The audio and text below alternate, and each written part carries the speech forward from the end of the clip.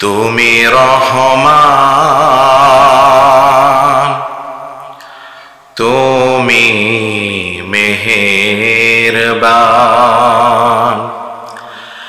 অন্ধ গাহে না শুধু তোমারি গুণগান, বোঝেও বোঝে না তব শান।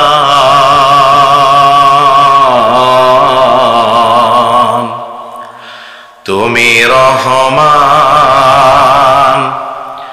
তুমি মেহেরবান। জনম জনম যদি গাহি তোমারি মহিমা, গাওয়া শেষ হবে নাহি। জনম জনম যদি গাহি তোমারি মহিমা, গাওয়া শেষ হবে নাহি। বরে ও বরে না যেন, বরে ও বরে না যেন সাহারায় প্রাণ।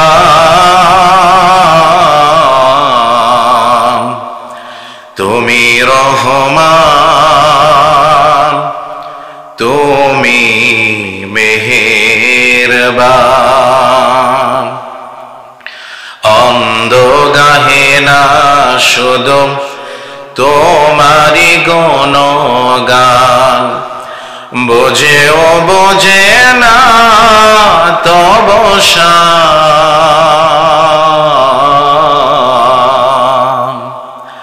তুমি রহমান, তুমি মেহেরবান। হযরত আবু সাঈদ খুদরী রাদিয়াল্লাহু তাআলা আনহু বলেন, আমরা একবার সফরে বের হলাম, এমন একটা জায়গায় আমরা অবতরণ করলাম। ওই জায়গায় গোত্রের মালিক যিনি ছিলেন তাকে সাপে কাটলো। একটা লোক এসে আমাদেরকে দৌড়ে বলল, পথিক আপনাদের বাড়ি কোথায়? আপনারা কি কেউ ঝাড়ফুঁক করতে পারেন কিনা? আমাদের গোত্রের যে লিডার, যে নেতা, তাকে সাপে কেটেছে। একজন সাহাবী হাত উঠিয়ে বললেন, আমি পারবো, আমাকে নিয়ে চলেন। সুবহানাল্লাহ। ওই সাহাবী সাথে সাথে চলে গেলেন এবং যেই নেতা যাকে সাপে কেটেছে ওই জায়গায় কি পরে যেন ফু দিলেন।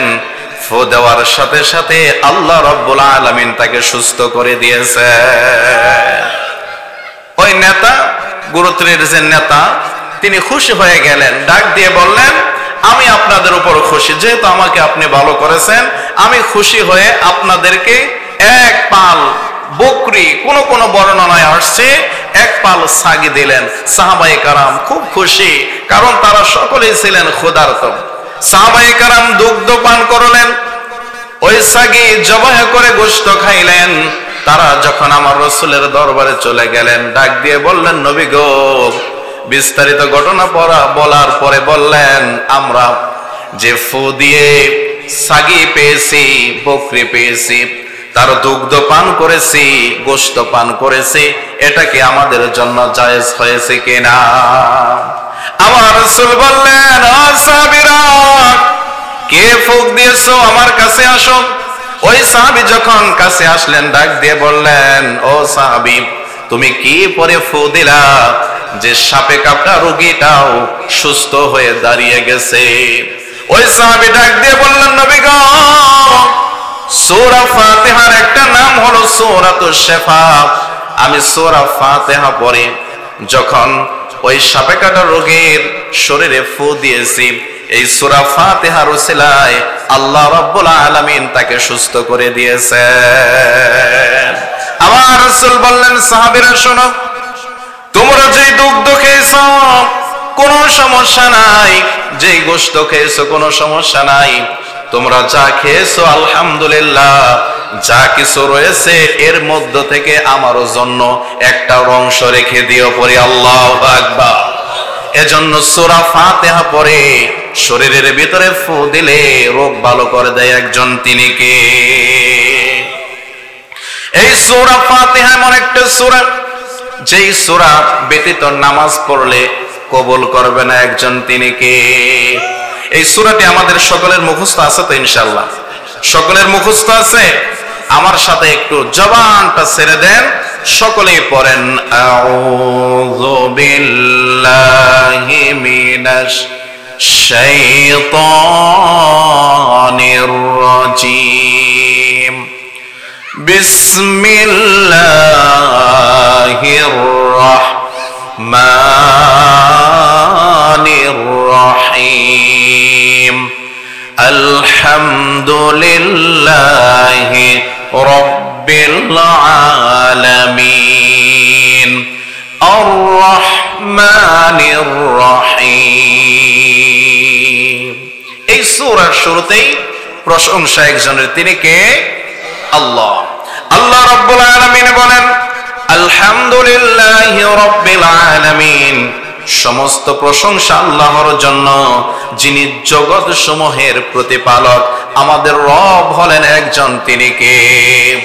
আমাদের রিজিক দাতা কে?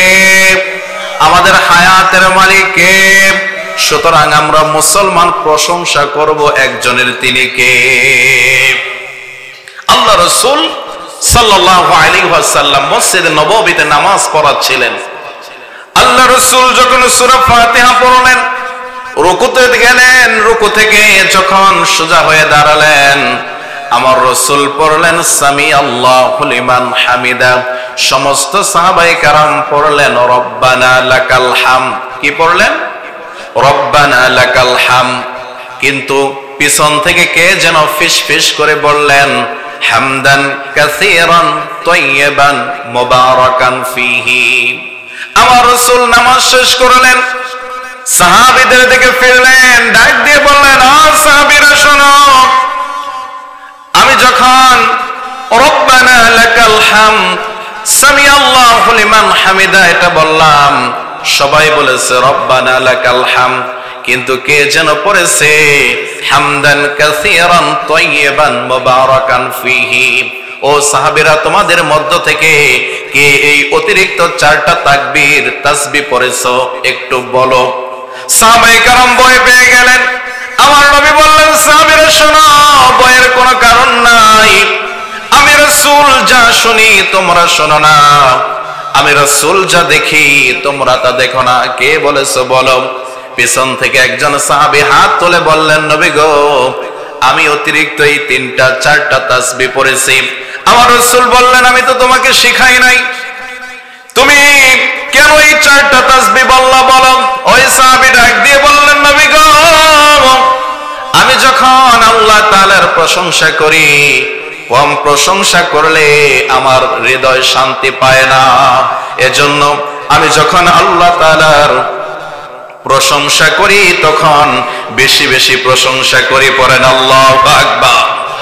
আমার রাসূল বললেন, সাহাবী শোনো, তুমি যে অতিরিক্ত 4টা তাকবীর তাসবিহ পড়েছো হামদান কাসীরান তাইয়্যিবান মুবারাকান ফীহি, এই তাসবিহগুলো আমার আল্লাহর কাছে এত বেশি পছন্দ হয়েছে, ফেরেশতাদের কাছে এত বেশি পছন্দ হয়েছে, 30 জনেরও বেশি ফেরেশতা তোমার এই তাসবিহগুলো সবার আগে কে আল্লাহ তাআলার আরশে পৌঁছায়া দিবে। এই জন্য ফেরেশতাদের মধ্যে প্রতিযোগিতা শুরু হয়ে গেছে। আল্লাহু আকবার। এজন্য মুসলমান আমরাও যখন আল্লাহ তাআলার প্রশংসা করব, কম করব না বেশি করব?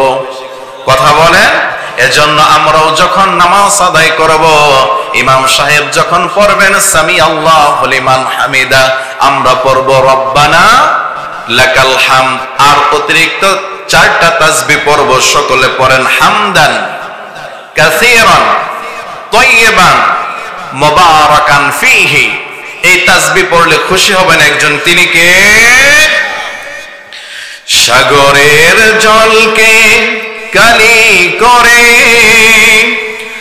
গাছের পাতাকে খাতা করে তোমার মহিমা লেখা শেষ হবে না। যদিও লিখি প্রভু জীবন ভরে, সাগরের জলকে কালি করে গাছের পাতাকে খাতা করে তোমার মহিমা লেখা শেষ হবে না। যদিও লিখি প্রভু জীবন ভরে। কথা বলেন ঠিক কিনা? আল্লাহর প্রশংসা কোনদিন শেষ করা যাবে?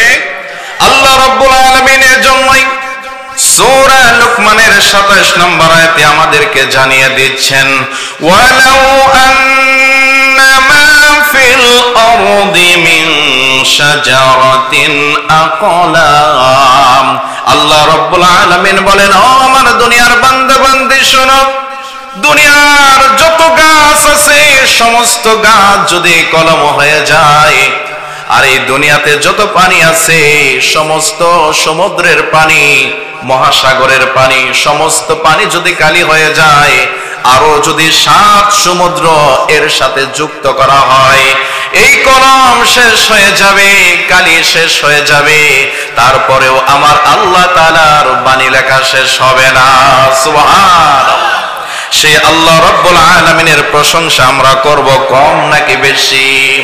এজন্য আমার সাথে সকলেই পড়েন, আলহামদুলিল্লাহি রাব্বিল আলামিন। আল্লাহ রাব্বুল আলামিন বলেন, আর রহমানির রহিম, যিনি সকলের উপর দয়াবান এবং পরম দয়ালু। আল্লাহ তাআলার চাইতে দয়াশীল আর কেউ আছে নাকি? কথা বলেন। আল্লাহ রাব্বুল আলামিন 100 ভাগ রহমত নিজের কাছে, 99 ভাগ রহমত রেখে 1 ভাগ রহমত গোটা মাখলুকাতের ভিতরে দিয়ে দিয়েছেন। তারপরেও দেখেন, মা সন্তানকে বাঁচানোর জন্য নিজের জীবন দিয়ে দেয়। কথা বলেন ঠিক কিনা? বাবা সন্তানকে বাঁচানোর জন্য সন্তানকে সরিয়ে গাড়ির সামনে বাবা লাফ দিয়ে জীবনটা দিয়ে দেয়। মুরগির বাচ্চাগুলো বাঁচানোর জন্য ওই মুরগিটা চিলের সাথে যুদ্ধ করে। কথা বলেন ঠিক কিনা? আল্লাহ রাব্বুল আলামিন 99 ভাগ নিজের কাছে রহমত রেখে দিয়েছেন। দুনিয়ার মানুষ শোনেন, এই দুনিয়াতে আমার আল্লাহ রাব্বুল আলামিন হলেন সবচাইতে বড় রহমান। বান্দা যখন গুনাহ করে আল্লাহ তাআলা ডাক দিয়ে বলেন, ও বান্দা, বান্দা শোনো, তোমরা কোনো টেনশন করো না, চিন্তা করো না। তোমাদের গুনাহ যদি হয় অল্প পাহাড়ের সমান, মনে রাখবা আমি আল্লাহ রাব্বুল আলামিনের রহমত হলো আসমান সমপরিমাণ। ও বান্দা, তোমরা গুনাহ করেছো, টেনশন করো না। তোমরা গভীর রাত্রে তাহাজ্জুদে নামাজে দাঁড়িয়ে যাও, চোখের একটা ফোঁটা পানি ছেড়ে দাও। আমি আল্লাহ তাআলার কাছে যদি তওবা করতে পারো, আমি আল্লাহ রাব্বুল আলামিন তোমাদের তামাম জিন্দেগীর সমস্ত গুনাহগুলো মাফ করে দেব। সুবহানাল্লাহ। সে আল্লাহ রাব্বুল আলামিন বলেন, আর রহমানির রহিম, যিনি সকলের প্রতি দয়াবান এবং পরম দয়ালু। এ মুসলমান, রহমান এবং রহিম আমরা জানি। বিসমিল্লাহির রহমানির রহিম, এই বিসমিল্লাহির রহমানির রহিমের ভিতরেও এই 2টা নাম রয়েছে, একটা হলো রহমান আর একটা হলো রহিম। তাফসীরে মাজহারির ভিতরে আল্লামা সানাউল্লাহ পানিপতি রাহমাতুল্লাহ আলাইহি বলেন, আমার আল্লাহ রাব্বুল আলামিনের নাম রয়েছে 5000। কয় হাজার? আল্লাহু আকবার বলবেন না? আমার আল্লাহ তাআলার নাম কয় হাজার?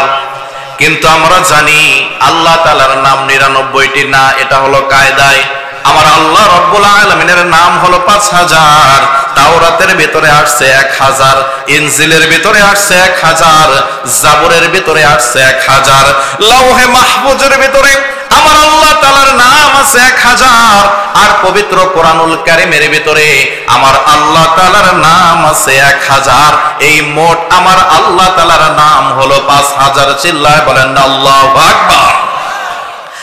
মুসলমান শুনেন, কিন্তু এই 5000 নাম আল্লাহ রাব্বুল আলামিন বিসমিল্লাহির রহমানির রহিমের ভিতরে লুকায় রাখছেন। তাফসীরে মাজারির ভিতরে আল্লামা সানাউল্লাহ পানিপতি রহমাতুল্লাহ আলাইহি বলেন, কোন বান্দা যদি একটা বার পরে বিসমিল্লাহির রহমানির রহিম আল্লাহ রাব্বুল আলামিনের 5000 নাম ধরে ডাক দিলে যে সওয়াব হয়, একবার বিসমিল্লাহির রহমানির রহিম যদি কোনো বান্দা বলে, আল্লাহ তাআলা 5000 বার আল্লাহ তাআলার নাম নিয়ে জিকির করার সওয়াব ওই বান্দার আমল নামায় দান করেন। পড়েন সুবহানাল্লাহ। সম্মানিত হাজিরিন, এই পৃথিবীতে 4500 উপরে ধর্ম আছে। এক এক ধর্মের মানুষ তাদের উপাস্যকে এক এক নামে ডাকে। কথা বলেন ঠিক কিনা? কেউ বলে ভগবান, কেউ বলে ঈশ্বর, কেউ বলে বিধাতা, আবার কেউ বলে গড। কিন্তু আমরা যদি এই নামগুলোকে সন্ধি বিচ্ছেদ করি, এই নামগুলোকে যদি বিশ্লেষণ করি, আলাদা আলাদা করি, দেখা যাবে শেষ পর্যন্ত কোনো নাম টিকবে না। টিকবে একটা নাম, সেই নামটা হলো আমার আল্লাহ। একটা নাম নিয়ে আমরা গবেষণা করি। অনেকেই বলে ভগবান, বলে কিনা? কথা বলে। এই ভগবান এইখানে 4টা অক্ষর আছে, ব, গ, ব, দন্তন্য, 4টা অক্ষর। আমরা আসলে একটু বিশ্লেষণ করি। এই ভগবানের ভিতরে প্রথম অক্ষর ব, এটা বাদ দিয়ে দিলাম, হয়ে যায় গবান। কি হয়? গবান। গবান শব্দের অর্থ কি? ডিকশনারি খুলে দেখেন, অভিধান খুলে দেখেন। গবান শব্দের অর্থ হলো মারো, কাটো, দরো, সিরো, ফারো। বলেন এটা কোনদিন উপাস্যের নাম হতে পারে?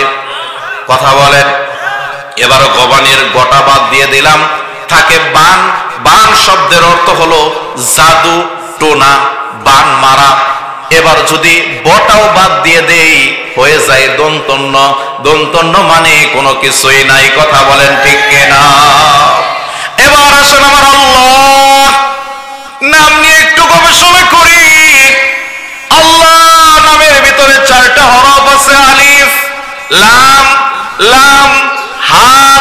এই আল্লাহ শব্দের মধ্য থেকে আলিফটা বাদ দিয়ে দিলাম, তা হয়ে যায় লিল্লাহ।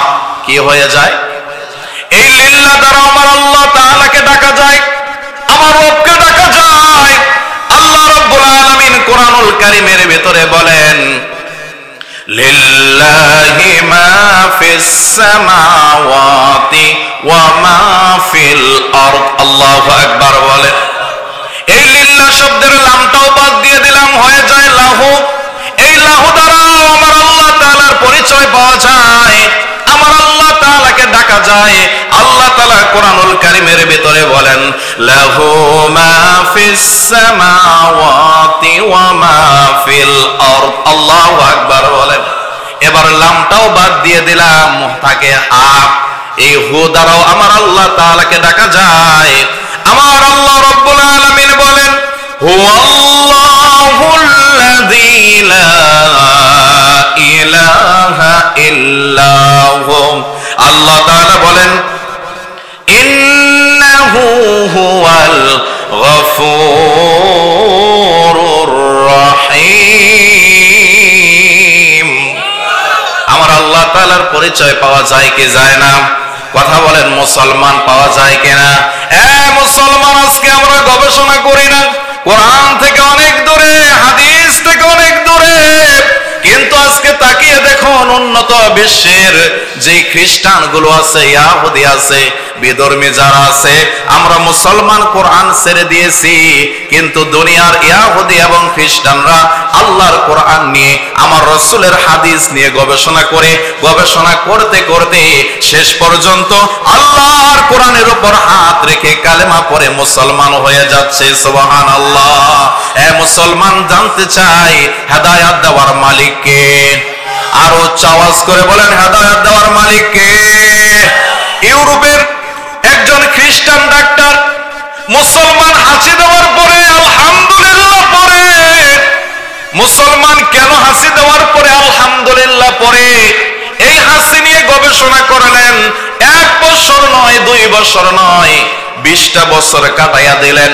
কাটানোর পরে ওই খ্রিস্টান ডাক্তার আবিষ্কার করলো, কোন মুসলমান, কোন মানুষ যখন হাসি দেয়, হাসি দেওয়ার সাথে সাথে আল্লাহ রাব্বুল আলামিন ওই মানুষের শরীর থেকে 3000 রোগ জীবাণু বের করে দেয়। এই খ্রিস্টান ডাক্তার অবাক হয়ে গেল, গবেষণা শুরু করলো, মুসলমানদেরকে হাসির পরে আলহামদুলিল্লাহ কে শিখিয়েছেন? গবেষণা করার পরে, চিন্তা ভাবনা করে জানার পরে দেখলেন মুসলমানদেরকে হাসির পরে আলহামদুলিল্লাহ পড়তে হবে রাসূল তাদেরকে শিখিয়েছেন। ওই খ্রিস্টান ডাক্তার চিন্তায় পড়ে গেলেন, যে রাসূল তার উম্মতদেরকে হাসির পরে আলহামদুলিল্লাহ শিক্ষা দিয়েছেন, ওই রাসূল যখন দুনিয়াতে এসেছিলেন তখন তো এত আধুনিক যন্ত্রপাতি ছিল না, তিনি কেমন করে এই তথ্যটা পাইলেন? তিনি কোনোদিন বন্ড নবী হতে পারে না, কোনোদিন ডুপ্লিকেট নবী হতে পারে না, অবশ্যই তিনি সত্য নবী, যার কারণে তার উম্মতদেরকে হাসির পরে আলহামদুলিল্লাহ শিক্ষা দিয়েছেন। এই খ্রিস্টান ডাক্তার সারা পৃথিবীর মানুষদেরকে সাক্ষী রেখে আল্লাহর কোরআনের উপর হাত রেখে কালেমা পড়ে মুসলমান হয়ে গিয়েছেন। বলেন সুবহানাল্লাহ। সেই আল্লাহ তাআলা আমাদেরকে দেখতেছে কিনা? কথা বলে না, আমাদের কথা শোনেন কিনা? আসলে এই গভীর রজনীতে আমার আল্লাহ তাআলাকে হৃদয় থেকে একটা ডাক দিয়ে পড়ে আল্লাহ, মহাব্বত নিয়ে পড়ে আল্লাহ। বান্দা যখন বিপদে পড়ে যায়, পেরেশানিতে পড়ে যায়, বান্দা যখন আল্লাহ তাআলাকে ডাক দেয়, আল্লাহ রাব্বুল আলামিন বলেন, বান্দারে আমাকে ডাক দাও। তোমার ডাক দেওয়ার সাথে সাথে তোমার অন্তরের সমস্ত পেরেশানিগুলো আমি আল্লাহ তাআলা দূর করে দেব। সুবহানাল্লাহ। এজন্য আল্লাহকে আরো একটা বার ডাক দিয়ে পড়ে আল্লাহ। আমার আল্লাহ রাব্বুল আলামিন বলেন, আলহামদুলিল্লাহি রাব্বিল আলামিন আর রহমানির রহিম মালিকি ইয়াউমিদ্দিন। আমার আল্লাহ, আমার রব, তিনি এমন মালিক যিনি কর্মফল দিবসের মালিক, বিচার দিবসের মালিক। আল্লাহ রাব্বুল আলামিন হাসরের ময়দানে যখন মালাকুল মাউতকে জিজ্ঞাসা করবেন, মালাকুল মাউত, দুনিয়াতে আর কেউ বেঁচে আছে নাকি? মালাকুল মাউত বলবে, আল্লাহ কেউ নাই, আমি আছি, জিবরাইল আছে আর আপনি আছেন। আল্লাহ তাআলা বলবেন, হে মালাকুল মাউত, তুমি জিবরাইলের রূহটাও কবজ করো। রূহটা কবজ করবেন, এবার ডাক দিয়ে বলবেন, সুম্মা মান আবাকা, হে মালাকুল মাউত আর কে আছে? মালাকুল মাউত বলবে, আল্লাহ আপনি আছেন, আমি আছি।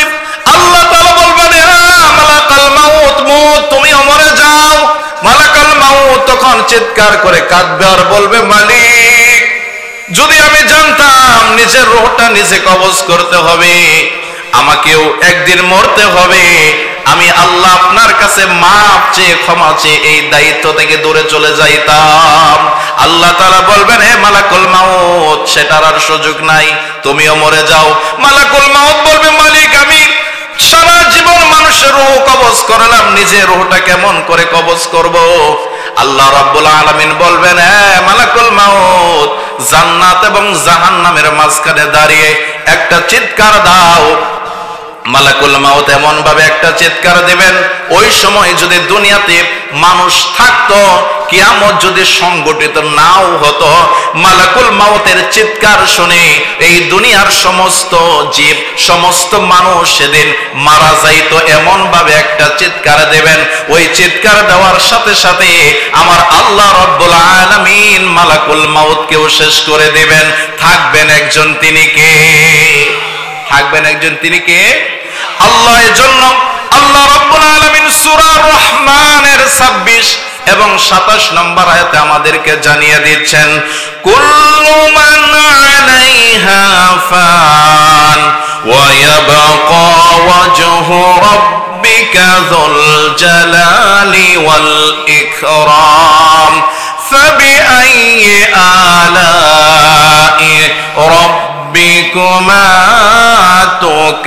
يكذبان সেদিন কেউ থাকবে না, থাকবেন একজন, তিনি কে?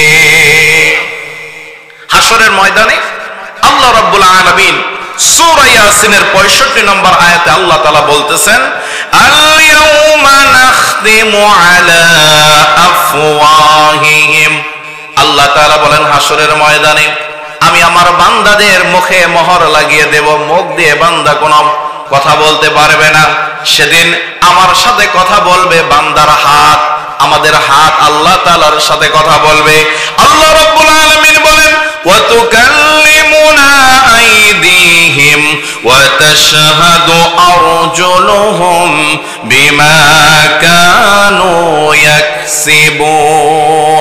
সেদিন বান্দার পা সাক্ষ্য দেবে, এই দুনিয়াতে আমরা যা কিছু করেছি আমাদের কৃতকর্মের সাক্ষী দিতে হবে একজনের কাছে, তিনি কে? হাশরের ময়দান যখন কায়েম হয়ে যাবে, আল্লাহ রাব্বুল আলামিন সূরা বনী ইসরাঈলের 14 নম্বর আয়াতে আমাদেরকে জানিয়ে দিচ্ছেন, ইকরা কিতাবাক। আল্লাহ রাব্বুল আলামিন বান্দাদেরকে লক্ষ্য করে বলবেন, ও বান্দারা, ইকরা, তোমরা পড়ো। কি পড়ো? কিতাবাক, তোমার আমলনামা পড়ো। কাফা বিনাফসিকাল ইয়াউমা আলাইকা হাসিবা। আজকে তোমার এই আমলনামা তোমার জন্য যথেষ্ট হয়ে যাবে। তুমি জান্নাতে যাবা নাকি তুমি জাহান্নামে যাবা, তোমার জন্য তোমার এই আমলনামাই যথেষ্ট হয়ে যাবে। আল্লাহু আকবার বলেন। হাশরের ময়দান আল্লাহ রাব্বুল আলামিন বলেন, মালিকি ইয়াউমিদ্দিন, যিনি হলেন কর্মফল দিবসের মালিক, বিচার দিবসের মালিক, সে আল্লাহ রাব্বুল আলামিন বলেন, ইয়াউমা ইয়াফিরুল মারউ মিন আখি ওয়া উম্মিহি ওয়া আবিহি ওয়া সাহিবাতিহি ওয়া বানি। আল্লাহ রাব্বুল আলামিন বলেন, হাশরের ময়দান যখন কায়েম হয়ে যাবে, বন্ধু তার বন্ধু থেকে দূরে চলে যাবে, সন্তান তার বাবা মা থেকে দূরে চলে যাবে, মা তার সন্তান থেকে দূরে চলে যাবে, সন্তান মা বাবা থেকে দূরে চলে যাবে। সেদিন একজন আপনজন থাকবেন, তিনি কে? সম্মানিত হাজিরিন, এজন্যই আমার আল্লাহ রাব্বুল আলামিন বলতেছেন, মালিকি ইয়াউমিদ্দিন, বিচার দিবসের মালিক হলাম একজন, তিনি হলেন আমার আল্লাহ। আমরা সূরা ফাতিহা প্রতিদিন তেলাওয়াত করি কিনা বলেন তো? আমরা যদি 20 বছর যাবত 30 বছর যাবত সূরা ফাতিহা পড়ে থাকি, বলতে পারবেন এই জীবনে কতবার আমরা সূরা ফাতিহা তেলাওয়াত করেছি? কোরআনের একটা মুজিজা হলো, আপনি কোরআন যতই পড়বেন ততই নতুন লাগবে। আল্লাহু আকবার বলেন। এই আমাদের মনে কখনো কিন্তু জাগে না যে আর সূরা ফাতিহা দিয়ে নামাজ আদায় করব না, কাল থেকে সূরা ইখলাস, কুল হুয়াল্লাহু আহাদ দিয়ে নামাজ শুরু করব, এরকম মনে আমাদের কখনো জেগেছে না। কারণ কোরআনুল কারীমের একটা মুজিজা হলো যে বান্দা, আমি এমন একটা কিতাব তোমাদের হাদায়াতের জন্য দিয়েছি, তোমরা যতই পড়বা ততই তোমাদের কাছে নতুন লাগবে। আল্লাহু আকবার বলেন। সে আল্লাহ রাব্বুল আলামিন বলতেছেন, দুনিয়ার মানুষ শোনো, ইয়াকা না'বুদু ওয়া ইয়াকা নাস্তাঈন। আমরা ইয়াকা না'বুদু, আমরা এক ইবাদত করি শুধুমাত্র কেবলমাত্র একমাত্র একজনের, তিনি কে? কথা বলে। ইন্নাদ দীনা ইনদাল্লাহিল ইসলাম, আল্লাহ তাআলার কাছে মনোনীত শুধুমাত্র কেবলমাত্র একটাই ধর্ম, সেই ধর্মটার নাম কি? Islam. Is not only a religion but also a complete code of life. Islam এমন একটা ধর্ম যে ধর্মটা হলো মানব জাতির পূর্ণাঙ্গ জীবন বিধান। আল্লাহু আকবার বলেন। আল্লাহ রাব্বুল আলামিনের জন্যই বলেন, ইয়াকা না'বুদু ওয়া ইয়াকা নাস্তাঈন, আমরা ইবাদত করি শুধুমাত্র কেবলমাত্র একজনের, তিনি কে? ওই আল্লাহ তাআলার ইবাদত করতে হবে। আল্লাহ তাআলার কেন ইবাদত করব? আল্লাহ রাব্বুল আলামিন সূরা যারিয়াতের 56 নম্বর আয়াতে আমাদেরকে জানিয়ে দিচ্ছেন, ওয়া মা খালাকাতুল জিন্না ওয়াল ইনসা ইল্লা লিয়াবুদুন।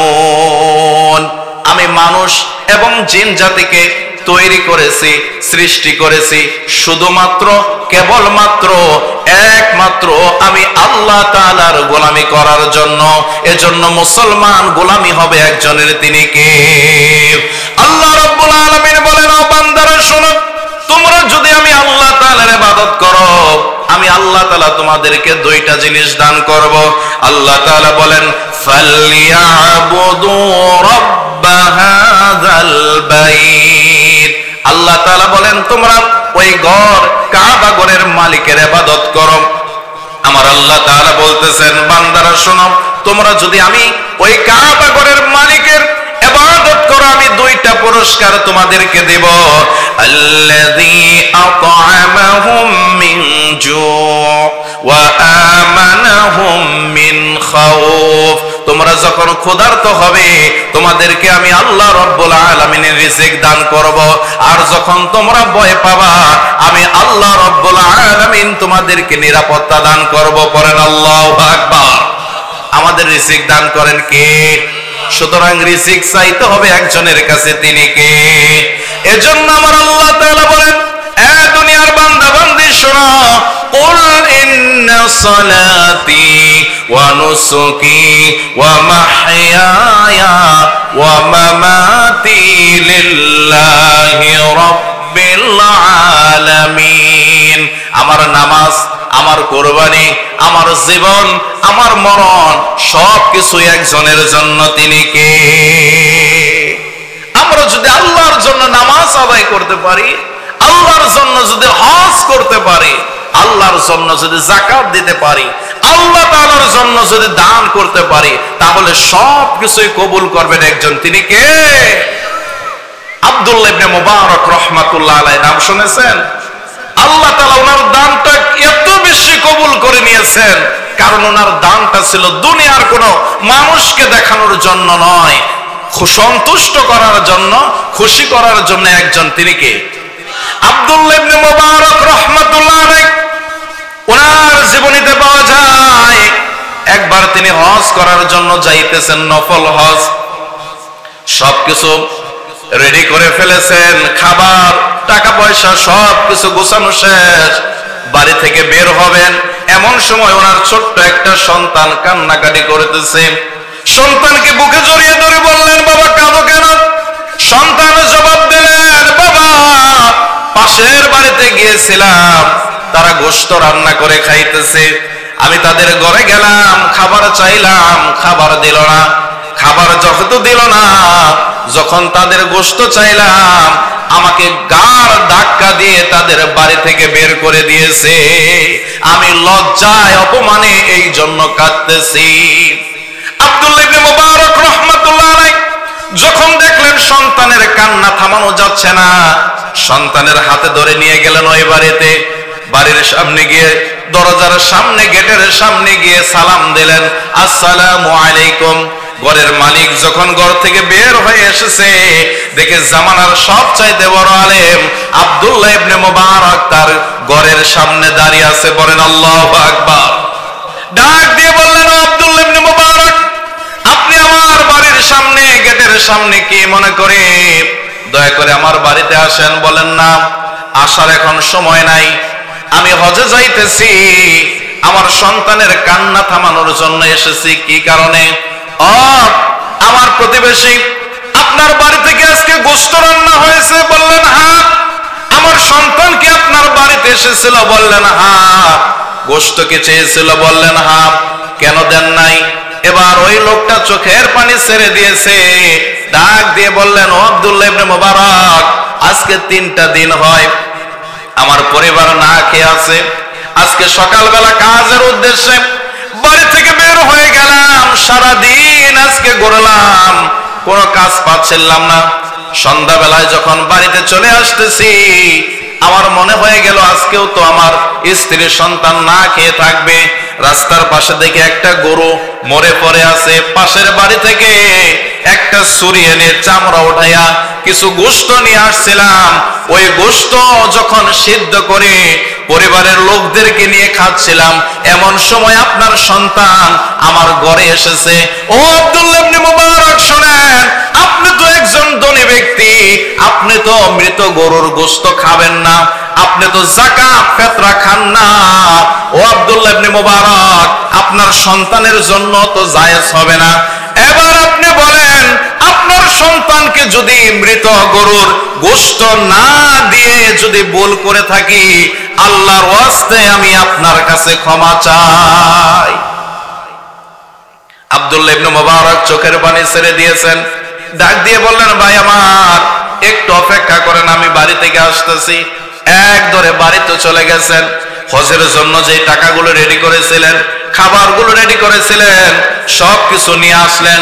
আর ওই ব্যক্তিকে বললেন, ভাই আমার টাকা আপনাকে দান করলাম, আমি আপনাকে হাদিয়া দিয়ে দিলাম, এই টাকা দিয়ে ব্যবসা বাণিজ্য করুন, কোনোদিন আমাকে ফেরত দিতে হবে না।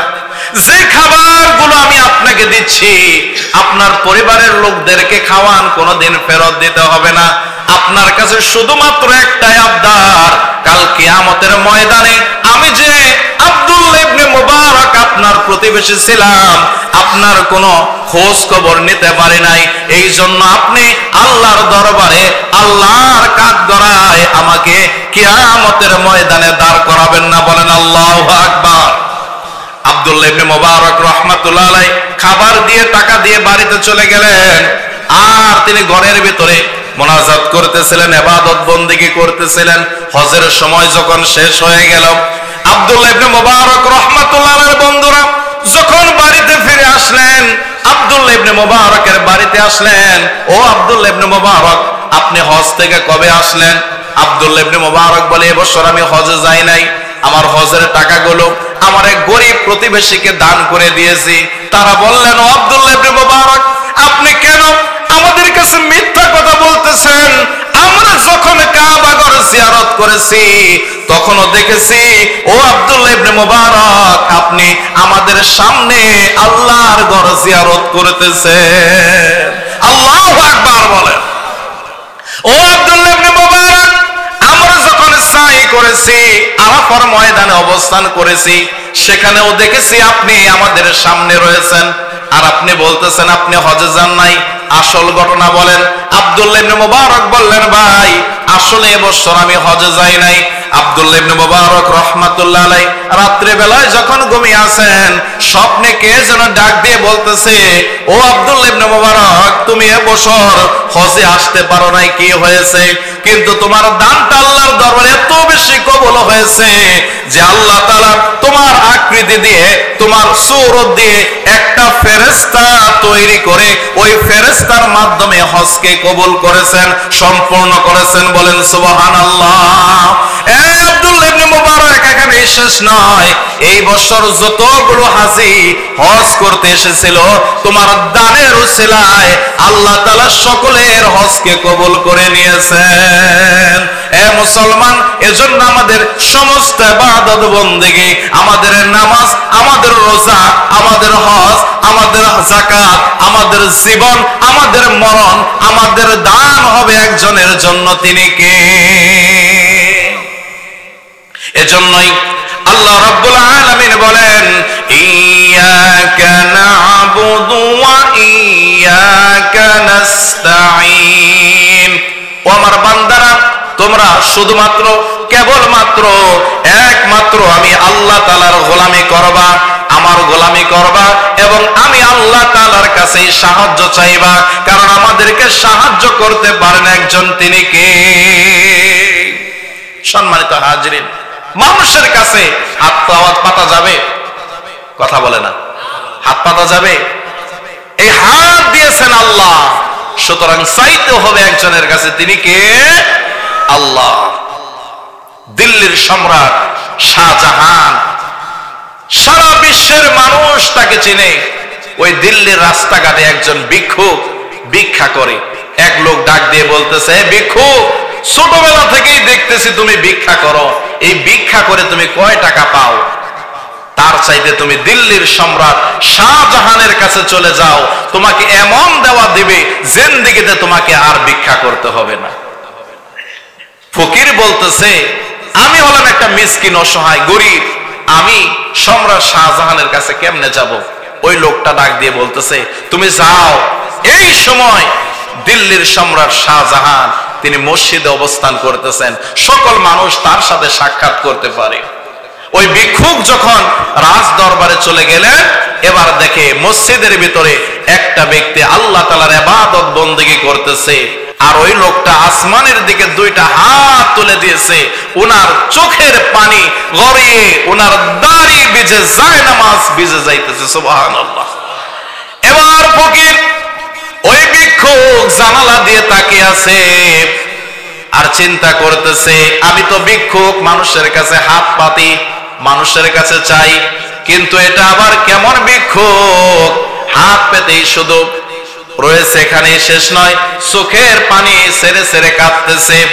সম্রাট শাহজাহান যখন মসজিদ থেকে হাত নামিয়ে মোনাজাত শেষ করে মসজিদ থেকে বের হলেন, ভিক্ষুক সালাম দিলেন, আসসালামু আলাইকুম। ভিক্ষুক চলে যাইতেছে, সম্রাট শাহজাহান ডাক দিয়ে বললেন, তুমি দাঁড়াও, ভিক্ষুকের মতো দেখা যায়, কি ব্যাপার, তুমি কেন আসছিলা, চলে যাইতেছে কেন? ওই ভিক্ষুক ডাক দিয়ে বললেন, এসেছিলাম আপনার কাছে কিছু চাওয়ার জন্য। তুমি চাইলা না কেন, কেন চলে যাও? ওই ভিক্ষুক ডাক দিয়ে বলে, সম্রাট শাহজাহান, আমি তো মনে করেছিলাম আপনি এত বড় একজন সম্রাট, এত বড় একজন বাদশাহ, কিন্তু আজকে আমার ভুল ভেঙে গেছে। আমি ভিক্ষুক, মানুষের কাছে চাই, হাত পাতি, চোখের পানি ছেড়ে দিয়ে কাঁদি না, কিন্তু আজকে দেখলাম যিনি এত বড় বাদশাহ, এত বড় সম্রাট, তিনিও কোন বাদশার কাছে যেন হাত তুলে চাইতেছে, চাওয়াই শেষ না, চোখের পানি ছেড়ে দিয়ে কাঁদতেছে। বাদশা, আমার ভুল ভেঙে গেছে, আজকের পর থেকে কোন মানুষের কাছে চাইবো না, দুনিয়ার সমস্ত রাজা বাদশা, সমস্ত ধনী ব্যক্তিরা যার কাছে চায়, আমি ভিক্ষুক তার কাছেই চাইবো। পড়েন আল্লাহু আকবার। এজন্য চাইতে হবে একজনের কাছে, তিনি কে? এজন্য আমার আল্লাহ রাব্বুল আলামিন বলেন, ইয়্যাকা না'বুদু ওয়া ইয়্যাকা নাস্তাঈন। হে বান্দারা, তোমরা আমি আল্লাহর ইবাদত করো এবং আমার কাছেই সাহায্য চাও। আল্লাহ রাব্বুল আলামিন বলেন, ইহদিনাস সিরাতাল মুস্তাকিম সিরাতাল লাযীনা আন'আমতা আলাইহিম। আমরা আল্লাহ তাআলার কাছে মুনাজাত শুরু হয়ে গেছে। আমরা আল্লাহ তাআলার কাছে কেমন করে চাইব? এই যে সূরা ফাতিহা, একটা নাম হলো সূরাতুদ দোয়া, আল্লাহ তাআলার কাছে প্রার্থনার একটা সূরা। আমরা যখন নামাজের ভিতরে বলবো ইহদিনাস সিরাতাল মুস্তাকিম, আমাদেরকে হে আল্লাহ আপনি সরল সঠিক পথে পরিচালিত করুন। সিরাতাল্লাযীনা আন'আমতা আলাইহিম, সেই সকল লোকের পথে যাদেরকে আপনি অনুগ্রহ করেছেন, দয়া করেছেন। বলেন সুবহানাল্লাহ। আমার আল্লাহ রাব্বুল আলামিন বলেন, ওয়া মান ইউতি'িল্লাহা ওয়ার রাসূল ফাউলাইকা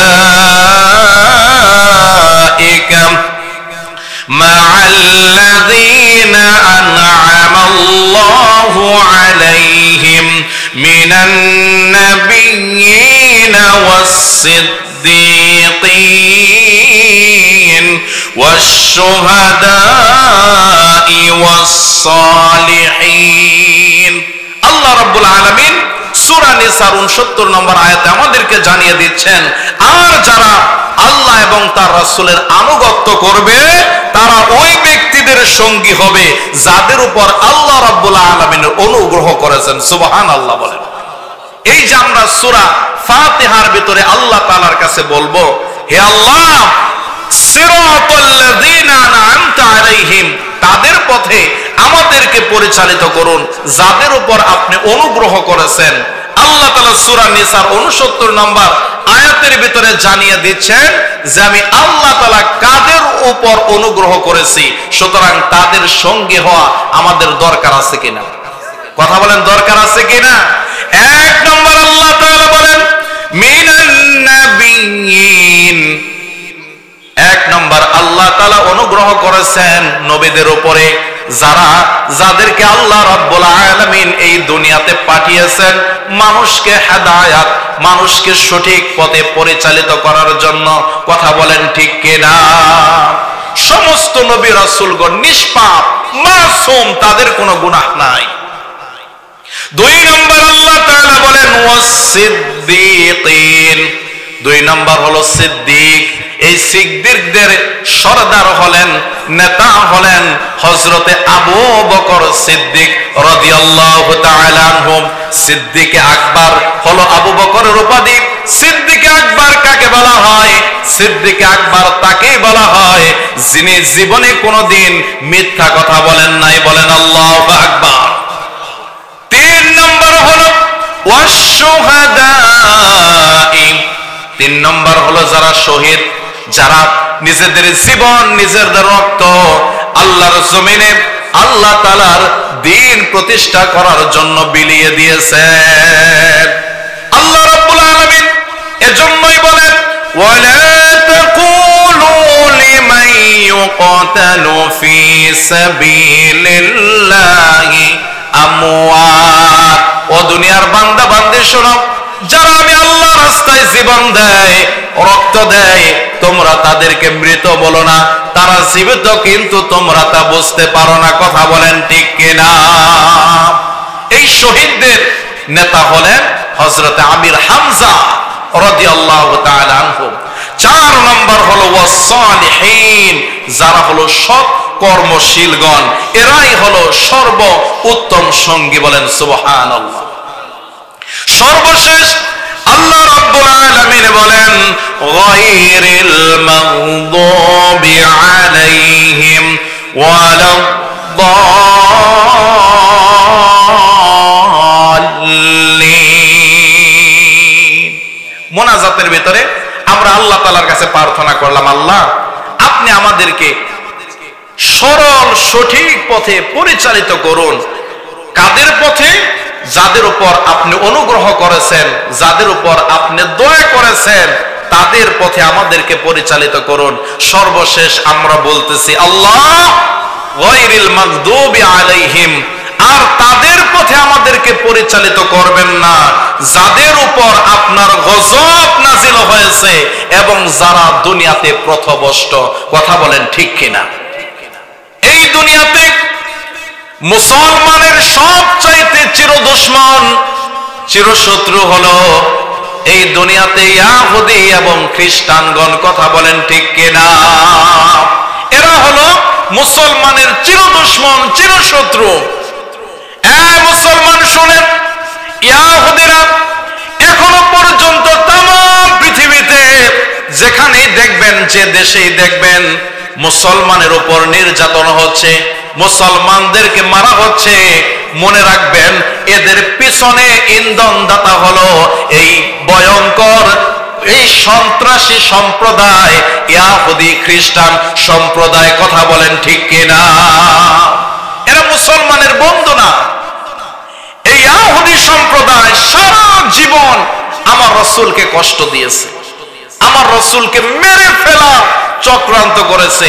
এখানেই শেষ নয়, এই পাপিষ্ট ইহুদি সম্প্রদায় আমার রাসূল রওজা আতহারে শুয়ে আছেন, জান্নাতের টুকরায় ঘুমিয়ে আছেন, শায়িত। আমার রাসূল জিন্দা নবী, হায়াতুন নবী।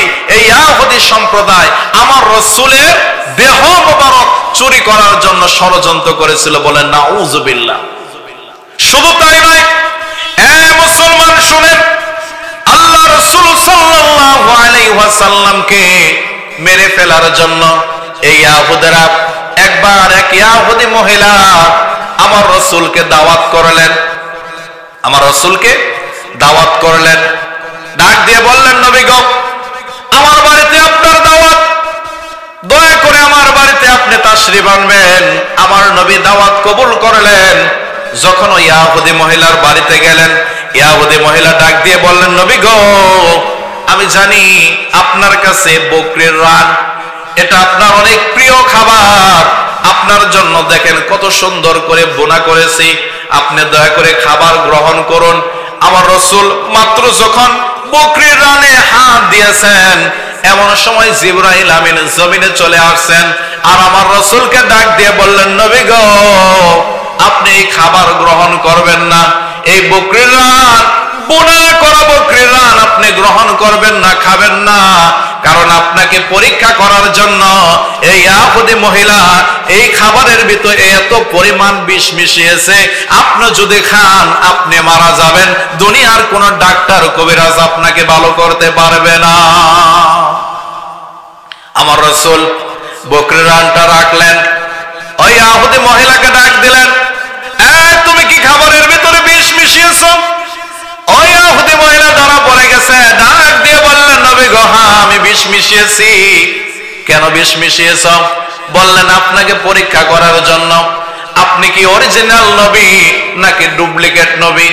আপনি যদি ডুপ্লিকেট নবী হন, বন্ড নবী হন, এই বকরির রান, এই বিষ খেয়ে আপনি মারা যাবেন, দুনিয়ার কোন ডাক্তার কবিরাজ আপনাকে ভালো করতে পারবে না।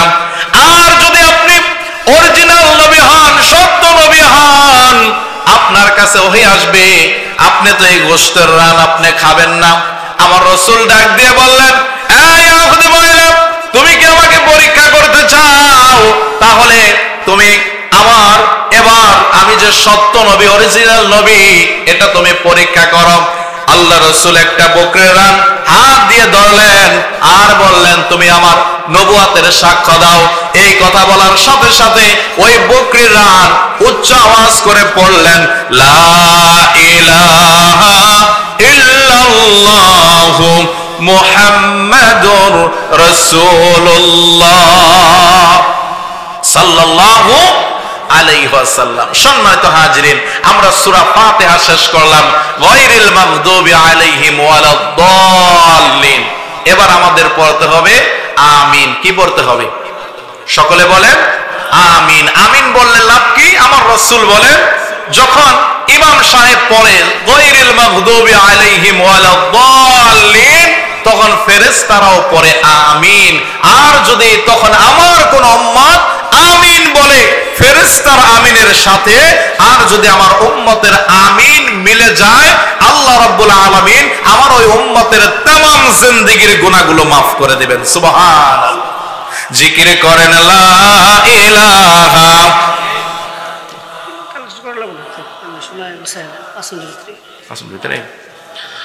লা ইলাহা ইল্লাল্লাহ, পড়ে লা ইলাহা লা ইলাহা ইল্লাল্লাহ, পড়ে লা ইলাহা লা ইলাহা ইল্লাল্লাহ মুহাম্মাদুর রাসূলুল্লাহ। সকলে পড়ি সাল্লাল্লাহু। সম্মানিত হাজিরিন, আমরা মুসলমান, আমরা কি কথা বলে না? আমরা মুসলমান, আমরা ঈমান এনেছি আল্লাহর উপরে, আমরা বিশ্বাস করি আমাদের রাসূল আমাদের সর্বশেষ নবী। কথা বলেন ঠিক কিনা? আল্লাহ রাব্বুল আলামিন আমাদেরকে ইসলাম মুসলমান করে এই দুনিয়াতে পাঠিয়েছেন। আমরা মুসলমান, আমরা আল্লাহর উপর ঈমান এনেছি, আল্লাহ রাসূলের উপর ঈমান এনেছি। আমরা একবার খুশি হয়ে পড়ে আলহামদুলিল্লাহ। এই যে আপনাদের এত সুন্দর মসজিদ, এই মসজিদ কার ঘর? কথা বলে না? এই ঘরটা এত সুন্দর, আপনাদের মসজিদটা এত সুন্দর হয়েছে। এই মসজিদের ভিতরে প্রবেশ করলেই আমাদের হৃদয়টা প্রশান্ত, আমাদের হৃদয়টা শান্তি পায়। কথা বলেন ঠিক কিনা?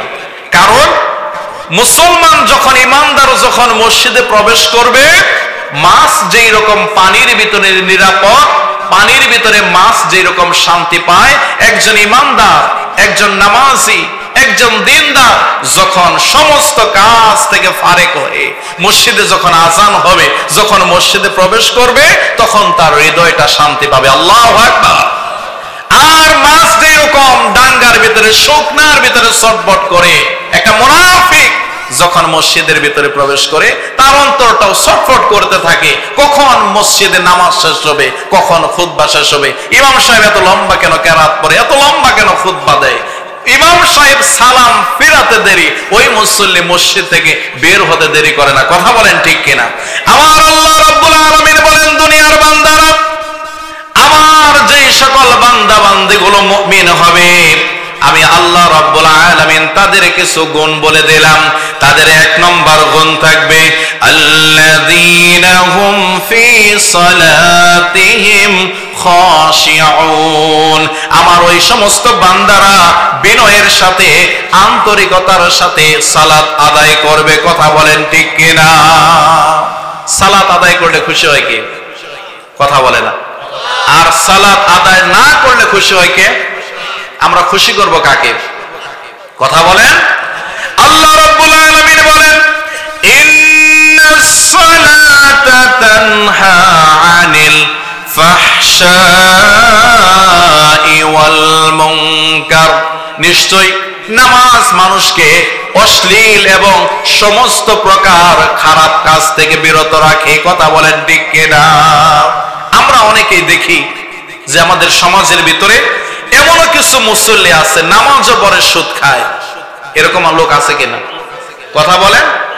নামাজও পড়ে সুদ খায়, নামাজও পড়ে ঘুষ খায়, নামাজও পড়ে অন্যের সম্পদ জোর করে দখল করে।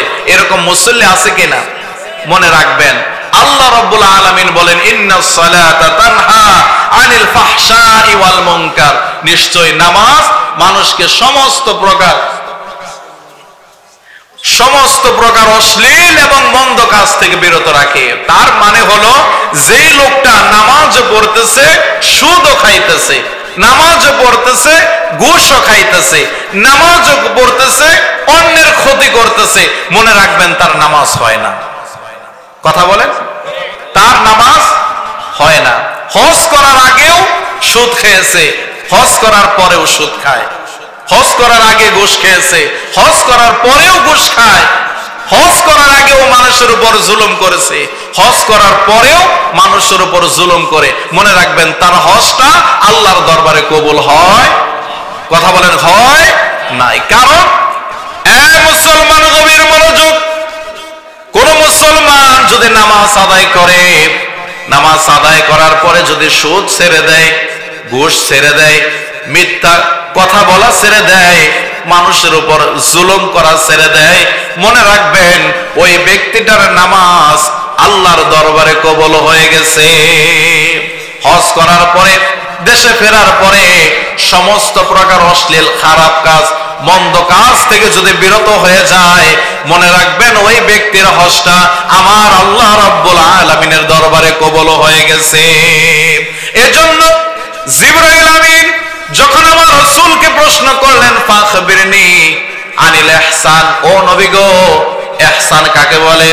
আমার রাসূল তখন বললেন, ইহসান হলো আনতা আবুদাল্লাহা কাআন্নাকা তারাহু ফাইন লাম তাকুন তারাহু ফাইন্নাহু ইয়ারাকা। ইহসান হলো তুমি এমন ভাবে আল্লাহ রাব্বুল